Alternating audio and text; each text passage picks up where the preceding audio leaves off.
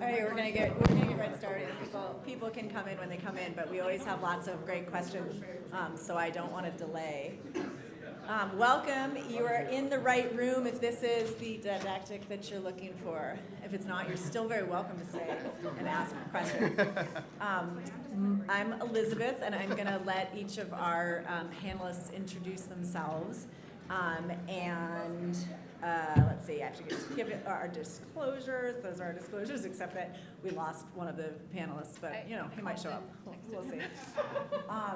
I'm super excited for this panel. It's always really helpful to me and really interesting. I'm a little bit sad to report that I've been moderating this panel. This is now the third year, and I don't yet have an R01, but that's normal and okay. And that's why I moderate the panel, so I can ask questions and I can get the wisdom. And then someday in the future, I will be sitting on the panel and somebody else can moderate the panel. But there is so much to be learned from people who have sort of been through all of this. So with no further ado, what is an R01? Just to make sure everyone has a basic. This is a fairly large research project that you're applying to NIH or AHRQ for. You generally have some preliminary data, which we will talk about, and or a strong scientific premise. You generally get about 5 years of research support with a max of about $500,000 a year unless you have approval to go more. So there's caveats to literally everything that I'm reading. For example, AHRQ includes the indirects in that $500,000, and most of the NIH institutes do not include the indirects. Your indirects are set by your institution and could range anywhere from 40% to 100%. So that will drastically change your budget if the $500,000 includes the indirect. Different funding thresholds depending on established investigators or early stage investigators. Your grant is going to take 1.5 years to 2.5 years to get funded. Even if it gets funded on the first try, it's going to take a very long time, so there's a long time frame.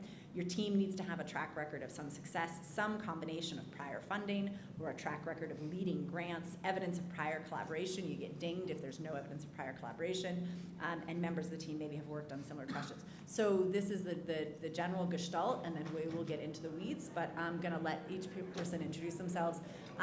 Oh, here we go. So I'm now I have to get another chair. I'm Elizabeth Schoenfeld. I'm a vice chair for research at UMass Bay State, and my funding history is that my K just ended, and I have an R34 and a foundation grant, and I'm excited to hear from our people. And why don't we start with the newly arrived Dr. Probst? Hi, did we already do introductions? We're doing that? Okay. So I'm Mark Probst. I'm from Columbia University in New York. I have an R01 right now from NHLBI looking at syncope. And yeah, happy to chat about that. Hey, Amber Sabatini. I'm from the University of Washington. I'm an associate professor of, obviously, emergency medicine and health systems and population health there. I have an R01 from NIA studying unanticipated consequences of Medicare policies. I've been funded also through NIMH, some contract work. Thanks. I'm Maggie Samuels-Kilo. I'm also an associate professor at MGH and vice chair for research in the MGB system. And I have an R01 from NICHD looking at hospital and structural factors associated with quality of care for children in general emergency departments, and then a UH3 from NIDCR, which is dental and craniofacial research, if that's not an abbreviation that's familiar to you, looking at unmet oral health needs and social needs screening in NICD. Hi, my name is Dowan Boatwright. I'm the Vice Chair of Research at the NYU Grossman School of Medicine, and my research looks at interventions to improve diversity in the healthcare workforce, and I've been funded through NIGMS and NIMHD. Wait, you should say your cool grant, because it's going to be a type that people haven't heard of. And an R35 as well, which is kind of a variation of an R01, but instead of funding a specific project, it funds a PI or a lab. I'm Borikia. I'm at OHSU, an associate professor there. My R01 is an NHLBI funded grant, step wedge cluster randomized trial, which sounds really cool. If you just start with that, everything else is like a mic drop. On AFib, the use of clinical decision support tools for stroke prophylaxis in AFib. All right, before we get into our questions, just to know the audience, do we have any residents? Awesome, yay. Do we have any research fellows? All right, missing research fellows. And then faculty. Awesome. And then other people who don't count in there. What do you count as? Shout it out. Researchers. Research. Excellent. All right. And who has submitted an R01? Who has R? So we have some submitted. Who has an R01? We got a couple. Excellent. Who's planning an R01? Awesome. Oh my God, amazing. So we have a few pre-planned questions for our panels that are the general ones that people want, but within those themes, ask questions, and outside of those themes, ask questions. There's so many questions to ask that we could easily take an hour, but we'll do our best. So we're gonna start with the amount of experience that you need for applying for an R01 or similar grant, and we would love your opinion on how much experience do you need in terms of starting and sort of should you go for an R01 versus other mechanisms. And I think Dr. Probst was going to start, and then other people can give their perspectives. Sure. So my experience was to go the kind of slow, more traditional route, if you will. So I did a research fellowship, then at the K-12 program for a couple years, then a K-23 training grant for another 4 years, and then towards the end of that, I applied for an R01. Some people advocate for kind of skipping some of those steps, so maybe doing just 2 years on a KL2 and applying for an R01. Like everything in life, in medicine and research, it depends.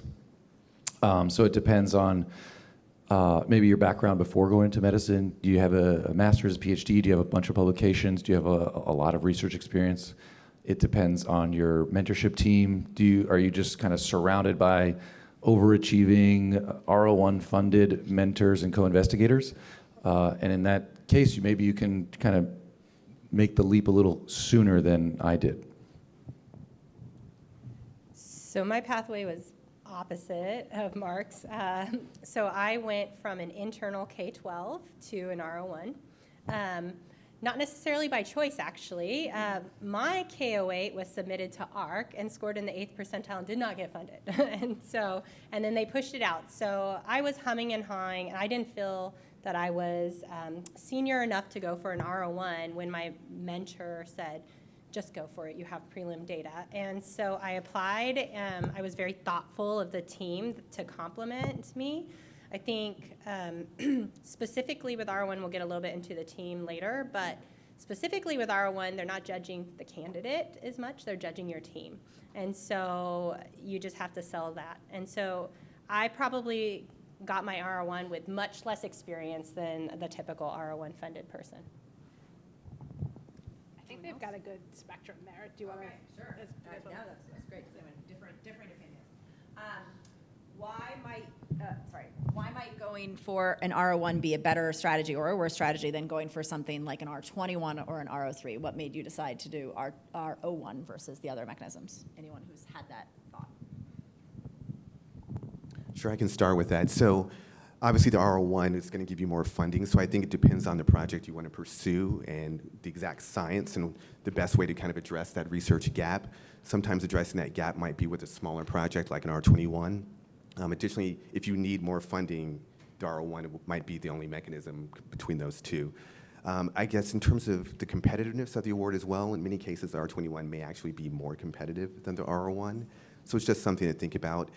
I guess the other thing too, for the R21, it passes quickly. So it's a 2-year grant, and before you know it, it's over and you're kind of applying for something else. So just something to think about in terms of the longevity and the timeline you have as well. The other thing to think about is that the R21 is not the only sort of starter pilot grant mechanism that's available through NIH, and some of it is institute specific.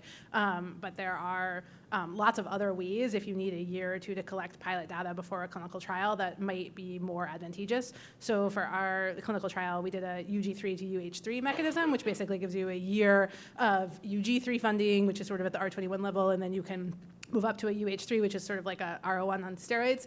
But the nice thing about that is that you get preferential review. And so if you do a good job in the UG3 phase, you're more likely to get the UH3. So it's not like an R21 where you then have to submit a separate R01 and get reviewed against all the other R01 candidates. You're kind of like already in the pool. And so it's worth taking a look to see if your institute has mechanisms like that that kind of build in the pilot data collection or testing of your clinical trial instrument or whatever you need to do in the pilot phase that might help you move towards a more successful funded project earlier. You can keep the mic well.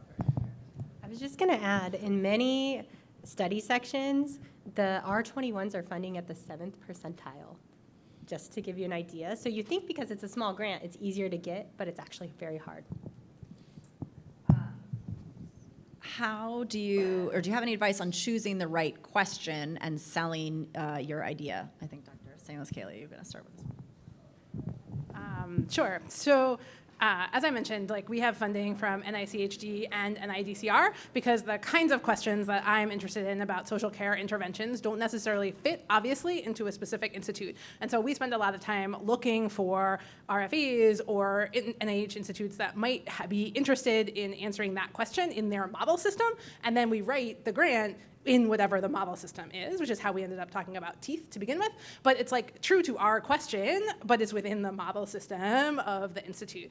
And that has been one way of thinking about being able to do your question within the constraints of the NIH system, which requires you to pick a disease system or a model system. It's very different than, say, Mark's approach of studying like one thing all the way down. Yeah, no, I totally agree. I would add to that, this is probably common knowledge to this audience, but talk to your PO early and often. I'll even add to that, if you don't really get I don't know, if you're skeptical of the feedback that you're getting from one PO, you're actually permitted to reach out to a second PO. And you can even talk to multiple POs from multiple different ICs, multiple different institutes, right? So like we had this idea for head trauma, and we reached out to somebody at NINDS and had a call with them. Then we reached out to somebody from NINR, the Nursing Research Institute, and had a call with them. We even reached out to a PO at ARC and had a call with them. So you might as well shop your idea around and see who looks really excited when you're talking about your specific games. And that's kind of, this is probably, again, common knowledge, but that's kind of step one, is having a nice, tight, specific games page that's clean and polished, and then you reach out to the POs and share your specific games if they're willing to review them. And I think that's a great point, Mark. Just to follow up on that, the first R01 that I submitted was looking for interventions to improve diversity among medical school matriculants. And the grant didn't get discussed. I was distraught, and I called the PO afterwards, and she was like, yeah, the grant's not bad, but quite honestly, the NIH doesn't care about physicians. We care about scientists. So she was like, can you modify this to do, instead of MD students, MD PhD students? And just like you were saying, Maggie, it still fell within the scope of my research interests. And I literally just did a find replace, resubmitted the grant, and it got funded. So I think you're absolutely right. They can not only let you know if they're interested in it, but can actually help you tailor the question as well. But you laugh, but like all of us have this story. Like we sent a grant to NINR, and they had nothing in the funding announcement about constraints on the outcomes. And then we spoke to the PO, and they were like, well, we're only accepting outcomes in like this band of types of things. And we were like, oh, well, that's useful to know, right? Would have been helpful if you were down somewhere, but glad we know. And so talking to the PO before you get too far down the road is so critical. And I remember when I was starting out and I was on, similar to Amber, on the internal K, I was like, no PO is going to want to talk to me. Like they're talking to like fancy, real people. But it turns out that they're happy to spend a half an hour talking to you if you send them a real Ames page ahead of time. And they have just invaluable insight into how the process works, what they're looking for, and like sort of weird institution-specific quirks that are going to be really hard to figure out otherwise. You also know if someone else is already doing that idea. So it's really important to talk to them so that way you are not replicating. PO questions, because I know we could talk about POs for a while. All right. I hand this to you guys, and I'm going to take the crappy one. Let's talk about building teams, because as you guys mentioned, the R01 is about the team. What advice do you have? How do you build the right team to get funded? So for, was this one mine? Oh, yeah, that is yours. Okay, perfect.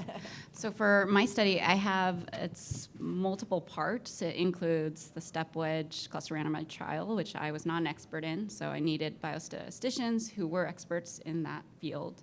Also has a qualitative component, so I also needed those people. It has a dissemination implementation component, so I also needed those people. So literally, you look at what your study is trying to do and what you don't know, you need those experts in. So I basically went out searching for those people and found at least, or had a contact in our CTSI who helped connect me with all those different people. Unfortunately, there was a significant amount of turnover during COVID that you will all go through for all of your different studies, because that's what happens with teams, and you end up having to find new people. And sometimes it's for the better, sometimes you have to work a little bit harder, but it's your science in the end, and you have to make it work. So for me, especially because I went for R01 funding more junior, and I thought I was going to be the weakest link, which they only docked me 1 point. It went from because of my inexperience, because I built a really strong team around me. So you do need people that you've worked with. You need at least 1 or 2 of those. But it's fine to cold call someone, that national expert who does what you want to do. I've cold called really important people, and they are always happy to be part of your grant, to be honest, in some role. So you kind of fill in your gaps. But this is a really important grantsmanship thing with the team, because in an R01, you have to demonstrate that your team has the requisite experience to carry out the whole project. They're going to evaluate the team as a whole. So usually it starts, a lot of people write in a team section into their grant. And I personally do this because I think it's really important to call out the specific expertises that each person is bringing to the grant and not have people infer it from their bio sketches. The more you can hold the hands of the people reviewing your grants and not make them search for information, the better off you're going to be. So I write in a team section and I say, this person is an expert in this area, here's their publications. We have also worked together in these publications, and you kind of go with each person and how they are feeding into this team, and that's like a paragraph or a table in some grants. The other thing is, even if you have specific expertise but not like labeled expertise, it might be worth having someone on your team who is labeled as having that expertise, right? So like, even if you are a really good like analyst and you've done a lot of your own like work in the past, but you're not like a labeled biostatistician, you have to like weigh about whether or not they might take your grant more seriously if you have someone who's like labeled as a PhD biostatistician on there, at least in an advisory role. So we often have like a consultant who's a PhD implementation scientist for our work, for example, to kind of lend that like legitimacy and that sort of formal area of expertise. And just try to avoid redundancy as well. I think the study section term is complementary expertise, so you'll. And at the same time, you have to make sure this is all within your budget. So advisory board is like a key concept too, that you can pay a little bit less, or consultant fees, but they don't have FTE support, which is key. Yeah, that's like, does anyone have questions about consultants versus co-I and subcontracts? Because that I feel like is something that's not on our list, but is worth talking about. What's your? Yeah, absolutely. Yeah, I'm writing my first R01. I'm coming from Canada, so I'm very new to the American system. My question is, how many co-investigators is too much? When does it start to look like, okay, you have a mismatch of a team here? The reason I'm asking is because I recently we got funded for a large CIHR grant, me and Kirsten do it, to build a clinical prediction model. We had like 30 co-investigators on that. I don't know if that's going to fly over here. I think that's a huge number. I think in Canada we have such a smaller pool to pull from that we have to be more generous with who comes in the grants. I don't know how to handle that here. I'm really curious your perspectives, and when is too many too much? I've sat on a number of NIH study sections now and seen grants come through. I would say that there's anything from about, on these kind of grants, 4 to 8 max. Sometimes those people, though, aren't full co-investigators. They are listed as statisticians and paid on a contractual fee or a consultant or something else. I think the problem is when you have too many co-investigators, it becomes muddy what each person is bringing and which kind of what role they're going to actually play, and you're going to get duplicative experience.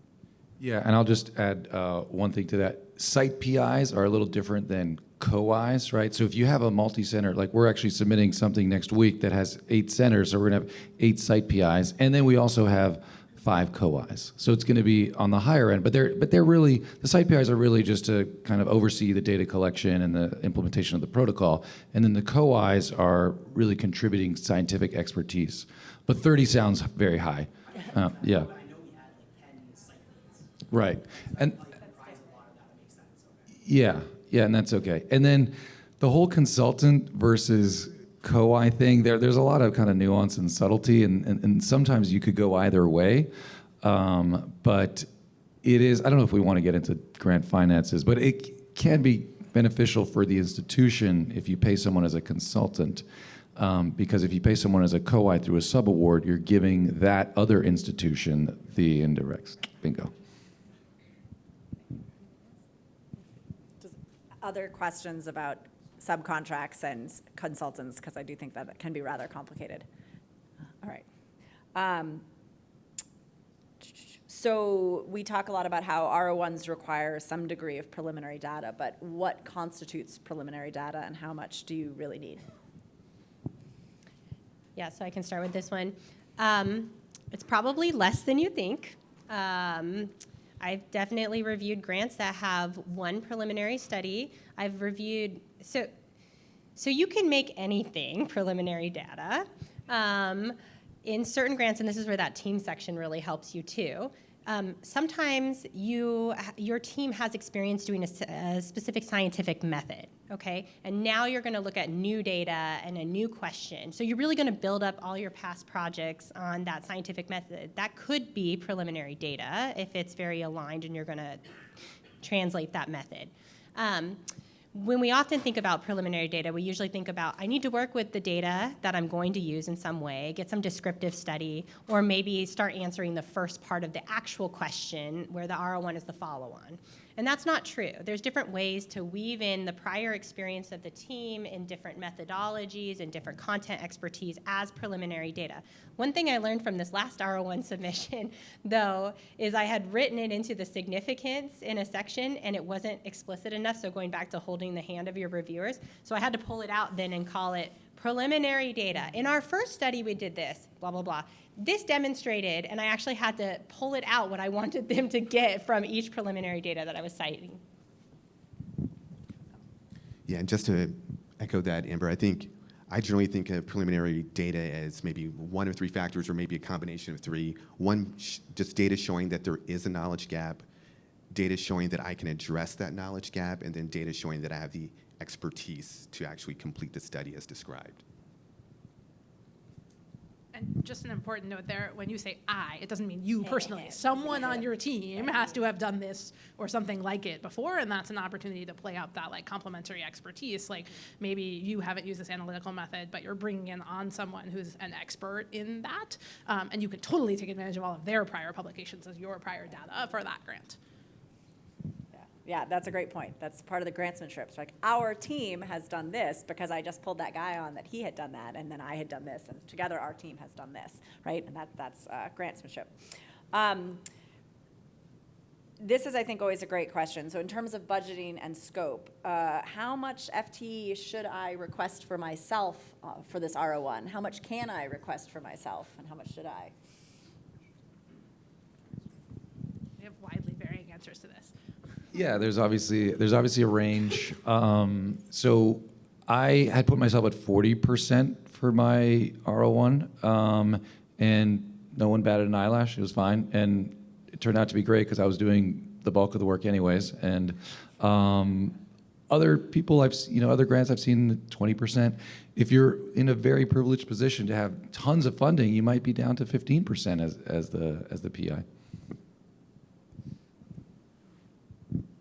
Yeah, I did 30% for my first R01 and then 20% for the clinical trial because it was just really expensive because there were a lot of other people who needed to be covered on that grant, and I was in a position where I could take less time, but also justify that the sort of supervisory role was going to take less time because the analysis was going to be done by one of my co-Is.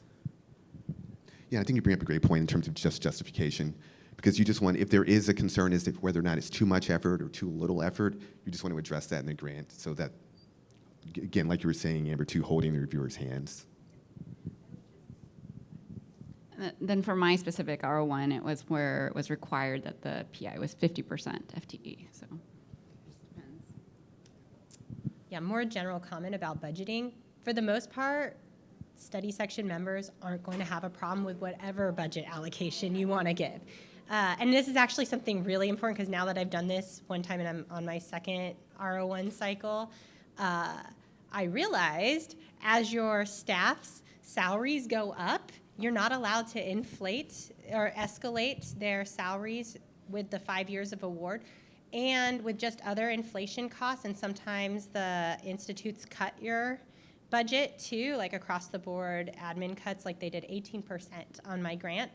I learned to pad my budget a ton. So this time around, there is so much pork in this, but I mean, it really, like, it led to some hard decisions that we had to make because, you know, they didn't fund the actual amount that I needed, and I had actually requested what I needed. Budget questions, because I feel like we could probably do a whole panel just on budget stuff. Yeah. Can you guys just talk about the COI, like co-investigators? What do you typically budget them at? 0.1? Yeah, what do you typically budget them at, Dr. Probst? I'm just kidding. Specifically. So it obviously depends how much they're going to contribute, but I think 2% is a fair kind of low end. But if they're doing something substantial, they might be at 5 or 10%. And then for the for example, the biostatisticians, they're going to ramp up at the end. Once you have your data collected and they're going to be analyzing things, they might be going up to 20, 25%. So I think it's okay to have different effort at different years, depending on what their role is in that given year. And how much work they're going to put in. If I'm really just putting someone in because I want their biosketch, and maybe I had a couple meetings with them, 2% might be fair. But if I really want them to do something substantive, then it could be 5 or 10%. I might differ a little bit than Mark on this one. So I was always taught don't put any co-investigator less than 5% on a R01 kind of grant. Like certainly with some of our small foundation grants, you just don't have the money, so people get these like tiny percentages. But it can come up in the review where this person's on there, but then there's no FTE budgeted for them, and then it appears that you're just using their CV. Like the review sections, the study sections are very, like they will pick up on that. So they want to make sure that the person's actually going to contribute to the grant. I would say if you're thinking of only tossing around 2%, save yourself some money and put them on as a consultant. Yeah, I think that's a great point. And I also second the idea of having their effort vary by year because I think it makes it sound more like they have a real role in the project if they have a reason for doing different things in different years. And so we often have it vary sort of between 5 and 10%, depending on what they're doing in a given year. And I would say you should talk to the people around you, especially if you have your own research manager. For instance, I have mine here, and they are amazing. They have so much experience in letting us know, like, what is the range that we should be putting people at and what years we should be putting them at as well for their FTE versus consultant versus advisors. And definitely have that conversation with the COIs ahead of time, too, because we've seen a couple people get burned because the COIs thought they were getting more than they actually got in the grant, and that just makes a lot of hurt feelings. Yeah. On this topic, could you talk about the benefits versus downsides of doing multi-PI study versus COI, and how do you decide which one to do each? Good question. Do you want to say? Oh, you want to start? Jack? I'll go after. Yeah. I think, multi-PI is relatively on the newer side, and people are still figuring out sort of the right way to use that. And I think that it's one of those arguments about the sort of complementary expertise, right? So you do not want to go in, generally speaking, with a PI who looks just like you in a multi-PI application, because they're going to be like, well, why do I need both of you, right? And so if it's someone who has something that you don't have, right? So it's like you plus a quantitative PhD methodologist, for example, right? And then the two of you are complementary in being able to complete the study, and there's a reason why they should pay for a multi-PI. If it's you and someone who's sort of like you but going to help you finish the work, then maybe you think of that person as being a co-I rather than a multi-PI. multi-PI? So I have 3 MPI grants right now. And I think in terms of scaling productivity, especially if you can find a partner that you work well with, it's great. Because I would not have been able to submit all of these independently. And then in terms of executing these projects, I also wouldn't be able to execute that number on my own. So having an MPI that actually is like co-running everything with me has been fantastic. So in this case, it wasn't even a matter of the project per se, but it was kind of thinking about a portfolio and how to grow it. Is that more appropriate at a later career stage then? Some people have built their careers with MPI grants at an early stage. Yeah, earlier the better. Yeah, I totally agree with Down's point. Like, these are such massive projects. It really helps to have a partner to help you just for the execution. And then highlighting the point of the complementary skills. And I want to add maybe a nuanced point. Be careful with your ESI, early stage investigator status, because if you're an early stage investigator, that's a 10-point bump. That's really important. You want to preserve that. And you may be sacrificing that if you go in with a co-PI who already has R01 funding. And this might vary from institute to institute, so great question for your PO. But NHLBI, for example, you would lose your ESI if you went as co-PIs with an experienced investigator. Can you explain the ESI, just in case there's somebody who doesn't know how ESI works? Yeah, sure. So ESI is defined as 10 years after the completion of your terminal degree. So if that was residency, I think that's when the clock starts. And then, yeah, the NIH is aware that it's hard to kind of break into this little club of NIH-funded people, so they give newcomers a little bit of an advantage of 10 points. And is there anything? There's probably more to it. You can get it extended if you've had family leave or childbearing leave, but you have to do it before you submit the grant. And so it's worth, but you can get up to a year per kid. And so it's worth doing that if you're like at all on the border, because sometimes these grants can take a long time to get reviewed and you don't want to have your early stage investigator status run out during the review period. And so it's worth just filing the paperwork to get it extended. You can get a year if you birth the child.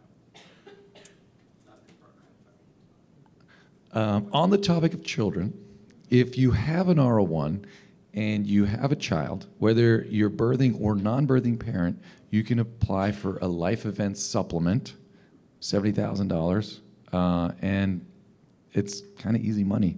So keep that in mind if you've had children recently, if you have an R01.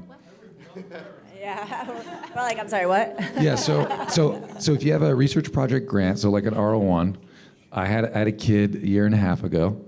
I submitted a life event supplement to the R01 for $70,000 because I had a kid. Well, no, sorry, that's just one example of a critical life event. There's other examples. If I think a parent or someone close to you in your family is very, very sick and you become their caregiver, that's a critical life event. But the easy one is, you had a kid. We're all kind of in the same age, roughly.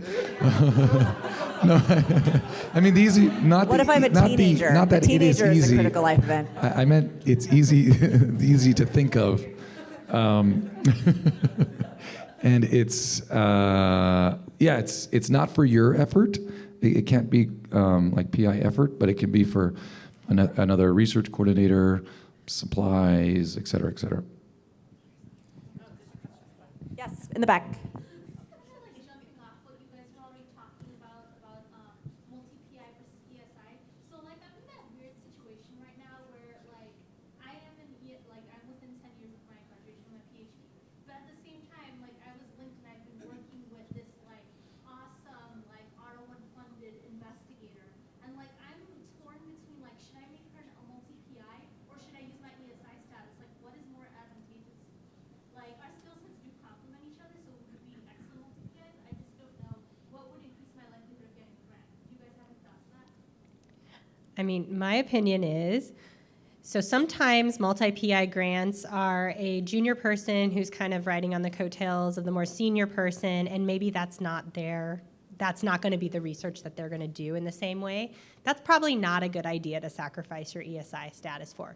But if you've got an excellent collaborator that's going to be a lifelong grant writer with you, who cares if it funds your time? The only drawback is that you won't get the ESI bump, but if it's a good project and this person can carry a grant and write a good grant, you go and write the more fundable project.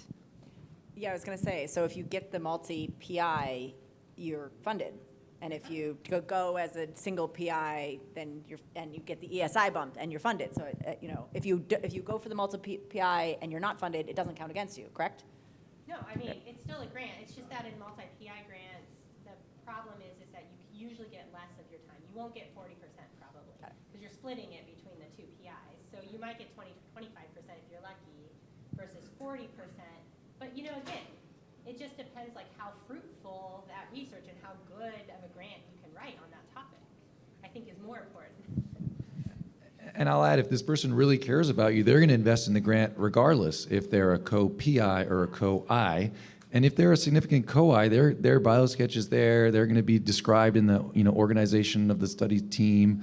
So they're going to still bring their strength to that application, but maybe take a little bit less salary, leaving more for you and preserving your ESI bump. So I don't know. I might stick with the sole PI, keeping the ESI in that situation, but it always depends. And I think I would just follow on to Mark's. So again, the MPI is really for people with complementary skill sets, and like I have not been an MPI lead. So, but my main mentor, did these kind of grants quite frequently, and in his grants, he would write, so-and-so is going to take the lead on AIM 3.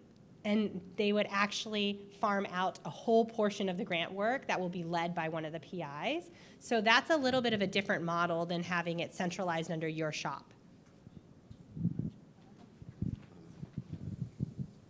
One other ESI thing that I think just comes up is if you happen to get a PhD after your MD, that resets your clock, but not a master's. So if you get a master's as part of your fellowship, like many of us have, that does not reset your clock.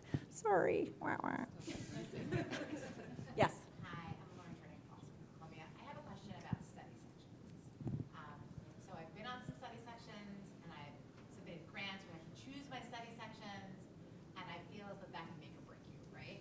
And so, like, oh, go on, find out, go to NIH Reporter, see what's been, but I still find it really tricky, especially in emergency medicine, when so much of our work kind of cross-cuts all the institutes and all the different study sections. And so I'm interested to hear some advice on how to choose study sections for your work. Great question. And maybe I can start with that. So I think it's similar to what you actually brought up as well. You can maybe look for grants that have been funded that are similar to your topic and see what study section they went to. Any other? The study section also lists the people, so you can look at, is your specialty within that list too? So you're not supposed to contact those people. Do not contact them. They hate it. You will get, not blacklisted, but a little note may go by your name. Like for my study section, there was one emergency medicine person on that entire panel. So at least there was one, so that helped. But some of them won't have anything related to what you do. So definitely look. There is, I believe, a study section matching tool. I'm correct about that, right? So you put your specific aims or your abstract in, the whole thing in, and it will tell you the top 5 matches for you. And then it's actually, this question is really important. And I know for mine, I did it rather late in the process. Like I had already half written it when I was doing that, and I think you should do it earlier. So you put your abstract or your specific aims in, it gives you a bunch of study sections. You then read each one, and some of them you'll be like, oh, no, definitely not. That's a bad idea. And then other ones, you then look at who it is, and you're say, oh, wow, this is a bunch of psychiatrists. I better make sure that if this is about substance use, I'm also talking about this, or, oh, this is not the right one. And so I think it's a really important thing that we don't talk about a lot. I wouldn't be totally put off by the fact that there are no emergency physicians on the study section. There are very few emergency physicians on any standing study section, and so most of the ones that you look at will not have an emergency physician. A lot of us have served ad hoc on study sections when there are emergency medicine grants that get reviewed. They like call up some emergency physicians and haul them onto the study section, right? So that you can write when you request a study section if there's specific types of expertise that are needed to evaluate your grant. And probably one of the things you're writing is emergency medicine, or maybe it's like sexual health, or maybe it's pediatrics, or whatever your thing is, right? And then they will go and find ideally reviewers with expertise in that area if they're not already part of the standing study section. So what you want to figure out is part of it's about who's already on it, but part of it is about the type of grants that they review. And so, there are certain study sections that look like they're like health services and care delivery study sections, but what they actually are like big database review study sections. And if you send like a, implementation and interventional project there, they're going to be like, what are you talking about? And so that subtlety is like sometimes hard to figure out. And that's why figuring out what they have funded is something, in my mind, a little bit more useful even than who the people are, because the people can change. But the kinds of things they fund are the kinds of things that they're used to looking at. Yes. This is a particular question. So I'm a methodologist and I'm often consults on grants. I'm in a weird position now where I'm going to apply as a PI or as a co-I with T-share. Can I be a co-investigator and a consultant? Because I get paid as a statistician and as a methodologist when I'm consulting. But if I come in as a co-investigator, how does that work? Can they buy my time out and then consult me again because I'm a statistician? Because that money's going somewhere anyway. Not both. I think you can be one or the other. So we have I don't know if this is analogous, but I do a lot of work with a PhD epidemiologist who is in our group, and she does both sort of like methods consultation and the analysis. And so for the R01, she's on it as a co-investigator. And that time, that salary support funds her time to do the analysis. And so we don't have a like statistician consultant person on that. We just say like, her time funds this work, and that's her contribution to the project. That's a big loss of money because we consult like $250 an hour for stats. So that's why I was asking honestly. So that's a no-no. Thank you. I mean, it's hard to be an investigator and a consultant at the same time. You can't be on the grant in two different places, generally speaking. Yeah. More as a co-I. Yeah, if you're going to be a co-I. In our last few minutes, let's talk about rejection. Who would like to talk about rejection? right. What do you do when my you are gosh. rejected? All right, so two very recent stories about rejection. One is we sent it to the wrong study section, and they were like, who are you and what is going on? And that's just a matter of like picking yourself up and like resubmitting to somewhere else. And the other is my like mentee's first R01, which we were like so excited about, went to a specific RFA that had like a special study section attached to it, and she is not at my institution, and her grants people clicked not clinical trial when it was a clinical trial, and they got administratively rejected by the NIH. And that happens. Right? And so you have to have like a really thick skin in this game and be able to just sort of be like, well, that was really painful and they won't let you appeal, and now we're going to like resubmit it and keep going. So lots and lots and lots of rejections. And if we put up our like CV of rejections up here, it would be so long, and you just have to like keep going. Yeah, which is why grants submitted is a metric, is an important metric, right? How many did you submit? Because we know you're not going to get all of them. So let's keep going. Right. I think it's definitely a process, and I think the beauty of a rejection is the grant always gets reviewed. And a lot of times, no matter what the score is, all you have to do is address the comments and just resubmit it. And you do learn something every time Yeah. you comment on it, right? Yeah. Even if what you've learned is it's in the wrong place. Does resubmission opportunities, you just have one resubmission opportunity or more? No. Sorry. So again, my research focuses on, ways to improve diversity in the healthcare workforce and medical education. So one of my favorite studies is the Changes study. And it looks at interventions to improve implicit bias among medical students. And I love this study. Like, I'll go to bed with the paper right before, just read it again. And I had a chance to meet the PI on that grant. And I had just gotten a rejection on one of my R01s. And I was, again, kind of devastated. And she was talking about the Changes study and how it came to be. And she said she submitted that grant for 7 years. And at that point, I realized, like, yeah, this phenomenal work, this phenomenal science, and she persevered for 7 years. And so. So you get one official resubmit where you can respond to the comments from the review, and you get a one-pager, and then that's it for that cycle. But then you can take the same grant and just go in as a new submission, and then that restarts your clock. And so that's how you get to 7 years, that you just keep going. There's also some studies that show there's like zero reliability between one reviewer reviewing your stuff versus another reviewer. So be very careful in addressing comments if the study section, so if it's going in as a resubmission, it's almost like if you just do some stuff, it will get funded or more likely to get funded. But that's not the case. If you come back in on a new thing and you're like, oh, I answered all the questions, the stuff that they wanted, well, you're getting all new reviewers. You might be another study section. Don't do it. Like, really be thoughtful and say, is this a problem that they identified a weakness I hadn't considered, and fix it if so. Otherwise, it's kind of like when you're responding to reviewer critiques or rejections of your manuscript. Pick and choose. Yeah, so I agree with all the comments. It's a game of grit and a game of luck. So the more perseverance you have, the more likely you are to get funded, and the more kind of times you flip a coin or throw your hat in the ring, the more likely you are to get funded. And then I guess just going back to the kind of the psychology of it, like, we often put so much of our self-worth into these grants, and we all often almost define ourselves by the letters of the grants that we've gotten funded. I think it's important to remember that we are more than our grants, right? We are full people who have published and thought deeply about certain things and have become experts, and our clinicians and our parents, and it's easy to have kids. So don't forget that. It's going to be a different panel next year. All right, we have 2 minutes left. What do you wish you had known when you were first putting in the big grants that now you know?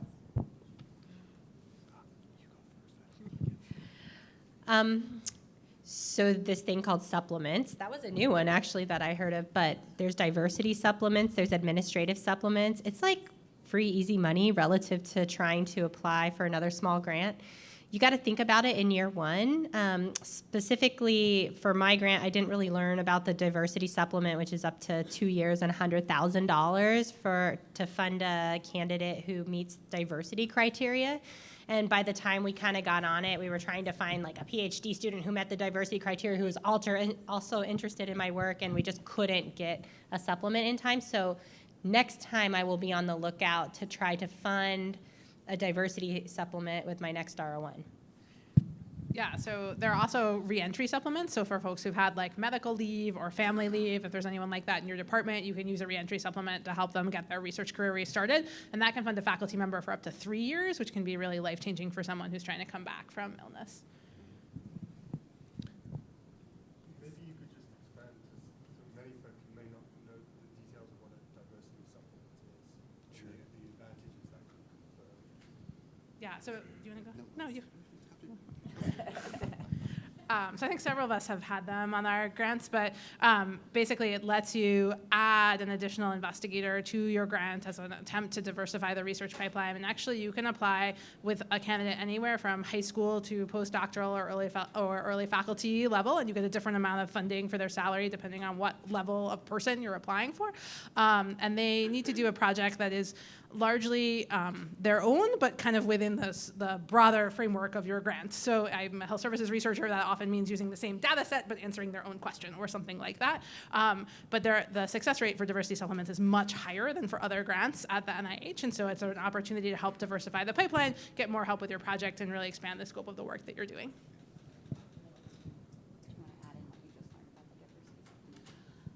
Oh, for better or for, no, we won't even. Yeah, so just read about it.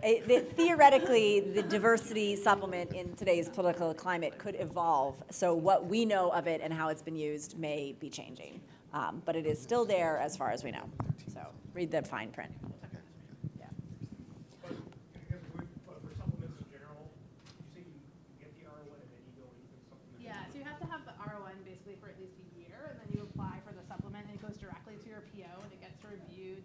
It doesn't go to study section, it gets reviewed administratively, and that could theoretically streamline the process. They still seem to take forever to get reviewed, like anything at the NIH, but it does mean there's like one less layer of people looking at it. And so you you want to partner with your PO to make sure whatever your project and candidate is a good fit for what it is that they're looking for. And particularly for the diversity supplements, often the institutes will have like all kinds of extra stuff that they offer to candidates. So NICHD has like specific mentorship programs and training programs that diversity supplement candidates are eligible for, in addition to the funding that they get through the grant. You have to have at least 2 years left on your R01 too. So it's kind of a narrow window. Last questions or parting thoughts, inspirational quotes. I feel like I have to say this. Don't ever write a grant de novo. Never. You always want to reach out in your network to other funded investigators. Tell them to send you their grants. Use it as a model. Use it as an outline. Don't ever write a grant de novo. Well, thank you very much. I look forward to having all of you on this panel next year or in the years to come. What you were going to say about diversity. So according to Lynn, the definition of diversity is simply now that you make an argument of why this person adds diversity to your team. So my all-female team could add a lovely cis white male and claim diversity. I am a pathological truth teller. I pathologically tell the truth. Woo! Woo! Oh, hold up. Don't forget, you have to evaluate our session. Look for the QR codes. Don't forget to give us feedback on the session.